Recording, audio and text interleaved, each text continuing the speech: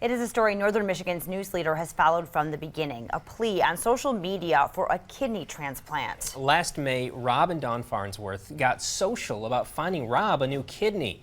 Dawn took this creative approach to finding a match last summer.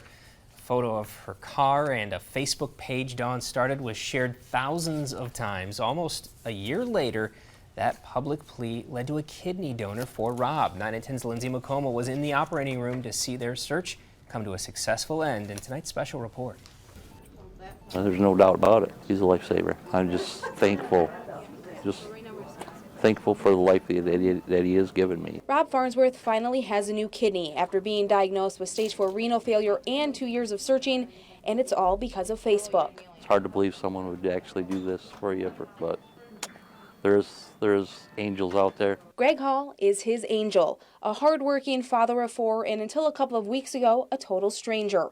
Over the summer, Greg saw Rob and his wife Dawn's public plea to find a kidney donor on Facebook. At the same time, I'm kind of going through a spiritual journey and start asking myself, is God trying to tell me something here? Is this something that I need to do?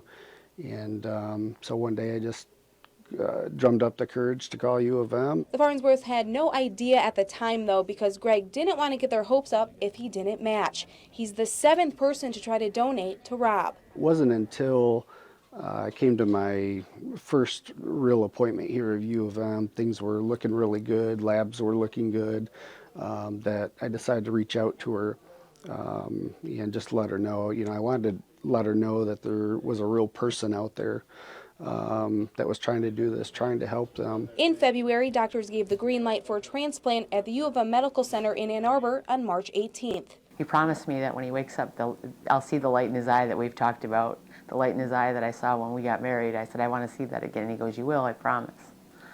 So I'm looking forward to that. Professor of Surgery Jeffrey Punch performed Rob's transplant. Greg went into the OR first, and 6 hours later, Rob came out with a new, healthy kidney. A transplant is really a remarkable thing. The lifespan is about double with a kidney transplant compared to dialysis, plus life is much better. So it really is a priceless gift. Ditching dialysis was the biggest reason Rob and Dawn first began searching for a donor. I wouldn't wish this on my worst enemy, dialysis. It's not a life it wasn't life for me. Depression sets in. It's not a way of life. It really isn't. I feel sorry for the people that I see at that dialysis center day in and day out. I wish I could give them all a kidney. It will take a couple of months to really see if Rob's body accepts the new kidney, but both men are recovering well. Greg went home the very next day, and Dawn says she finally sees the light in Rob's eyes again. You can say thank you a million times over, but thanks sometimes just isn't enough. It's not enough. Greg, what an angel. I'm so happy my son is getting a kidney. Rob agrees. Greg is his angel and now a friend. It was just shocking to finally have one that went all the way, and I'm glad it was Greg. He's going to be a wonderful friend. Greg hopes his decision to donate will motivate other people to find their own way to help others. I hope it inspires people. There's a lot of needs out there. Whether you're donating a kidney, whether you're helping someone financially, this world needs more love and compassion. It's easy to be a spectator, but we need people in the game. For 9 on 10 News at 6, I'm Lindsay McComo.